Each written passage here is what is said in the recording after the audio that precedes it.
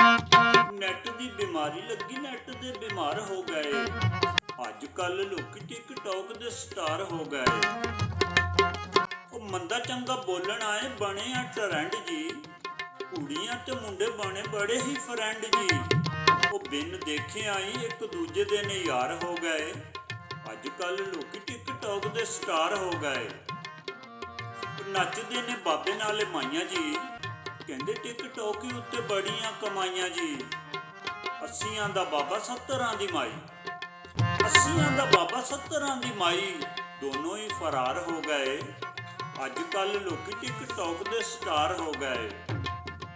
ਭੁੱਲ ਗਏ ਨਜ਼ਮੀ ਹਦੀਸ ਤੇ ਕੁਰਾਨ ਨੂੰ, ਕਰ ਲਿਆ ਫਾਲੋ ਹਰ ਇੱਕ ਨੇ ਸ਼ੈਤਾਨ ਨੂੰ। ਪੜ੍ਹੇ ਲਿਖੇ ਅਨਪੜ੍ਹ ਸਾਰੇ ਹੀ ਸ਼ੁਮਾਰ ਹੋ ਗਏ। ਅੱਜ ਕੱਲ ਲੋਕੀ ਟਿਕਟੌਕ ਦੇ ਸਟਾਰ ਹੋ ਗਏ।